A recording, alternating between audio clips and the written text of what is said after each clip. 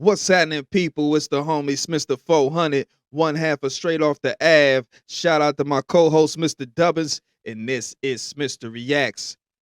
First and foremost, I like to say shout out to the subscribers, and if you made it to this video, give us a like and subscribe and tune in for new content every day. We got vlogs, we got live streams, things are coming, you know what I'm saying? Things are in the works. All right, oh yeah. Loco, baby, Law Soldier Co. That's my clothing brand. Go ahead, check us out, man. We got merch on deck. You feel me? We got the Straight Off the Ave merch. We got the OG Loco tees. And when I relaunch the main site, y'all gonna see we got all types of shirts, all types of hats. You know what I'm saying? Everything that you could want. Streetwear fashion. Throat all messed up. Streetwear fashion.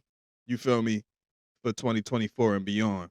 Now, the homie Napoleon is on Art of Dialogue. Shout out to Art, man.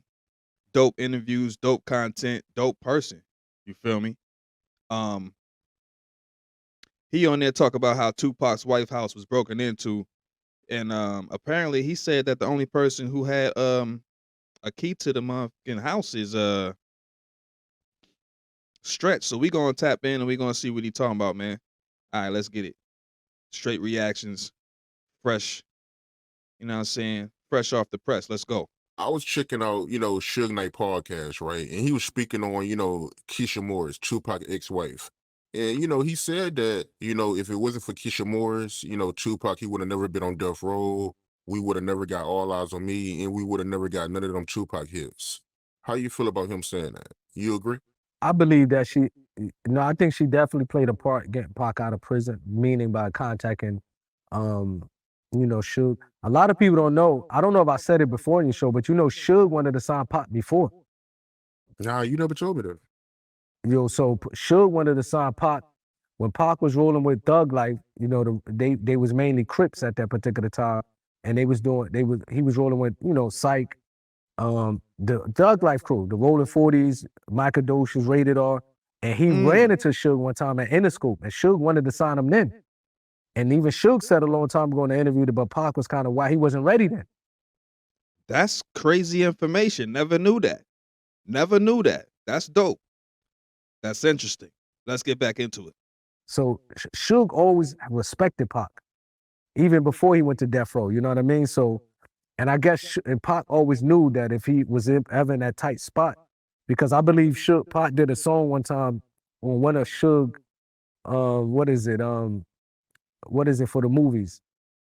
Yeah, soundtrack. The soundtrack. So he did a soundtrack, and Pac Above the Rim. Above the Rim, and that's the most Pac ever got paid for a song.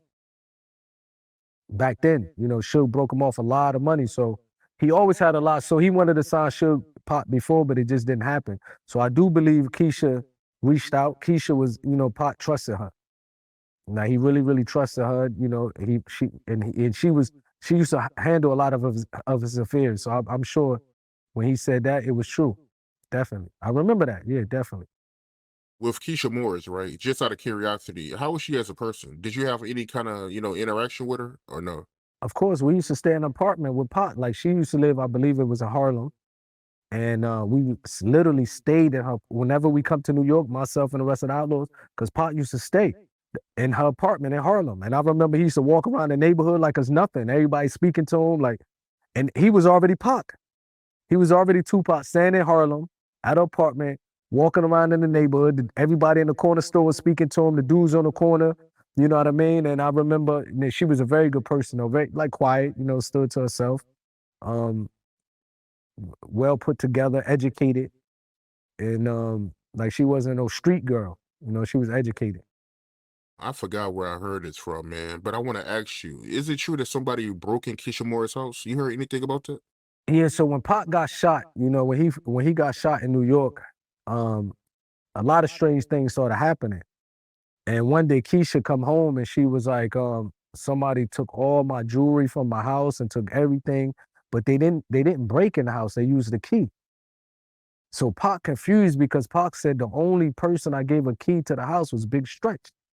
So Pac was confused. He really was like, I really don't know what, you know what I mean? Like, I believe he, you know, at that particular time, I don't know if he fell out with Stretch yet, but I think all of this started adding up to when he started falling out with Stretch, because he looked at it like, I don't know if Stretch told him he lost the key, but somehow Pac, like, he don't know how all his jewelry and stuff was missing without somebody breaking in the house and they used the key.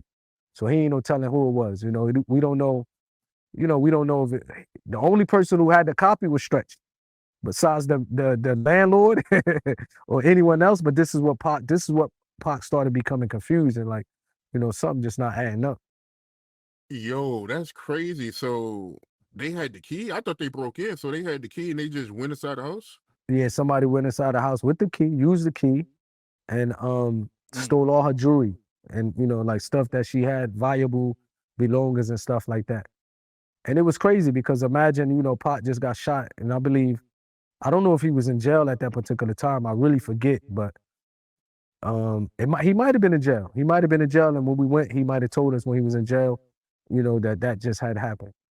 And he said the only person that had a key was Stretch, outside of Keisha Morris, of course. Pac said the only one. He was like, man, the only person who had a copy of the key that I gave to was Stretch. Now we don't know if somebody else had a key, the landlord was, you know what I mean, or somebody else. But this is what Pac told us. Yeah, that's scary, man. Imagine if somebody trying to kill you or something, and they got it that easy where they got your key and they can just come in your house, and that's wild, Yeah, bro. Wow. that's why he, even when he got shot, he never went back to Keisha's house.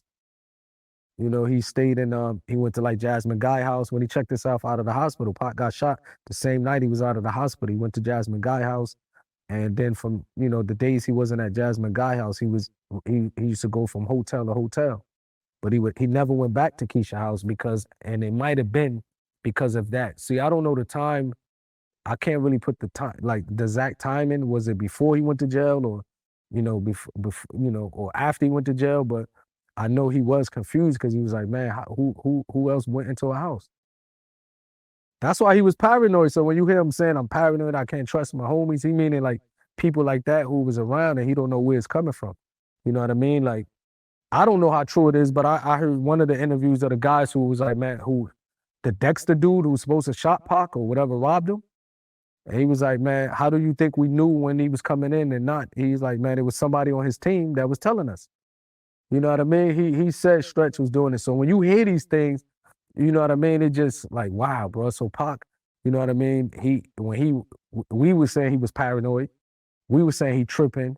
But at the end of the day, he knew things that, like, you know, he knew these things that was coming up to him. So he felt like a certain way. I know other people, you know what I mean, might not believe that. You know what I mean? Like, some people might even, you know, they might believe, nah, we don't think Stretch will ever do that. Like other brothers, other people that was close to the Pac at that same time. But now you have an individual who robbed Pac and said this, you know, so that made that scary. If I was Pac, I wouldn't have went back to no Keisha house either, especially if I know that that's the dude I gave the key, and now all of a sudden somebody just didn't break in. They walked in. They just walked in. They knew you had jewelry. They knew where to get it. That's somebody who close. Like, that's somebody who, yeah, I wouldn't have never went back either. You know what I'm saying? Like, that's smart on his behalf to not go back. Why would you? You feel me? But that's a crazy story, man. Crazy, crazy, crazy story. Cause, man. But yeah, man, sound off in the comments, man. Y'all think it was Stretch? Y'all think, you know, shoot, what do y'all think about the situation? Let me know, man. Let's, you know, get the conversation started down there in the comments. You know what I'm saying? Shout out to the subscribers. If you made it this far, go ahead, give us a like, share, comment, subscribe. Like I said, tune in. New content daily. And yeah, man, we got the merch on deck. We got the super things, super chats. We got everything in a full swing, in motion. And we want to send a big thanks to everybody for making it happen. You know what I'm saying? Definitely appreciate it, man. But yeah, man. It's the homie Smitster 400 signing off. This has been Smitster Reacts. Owie.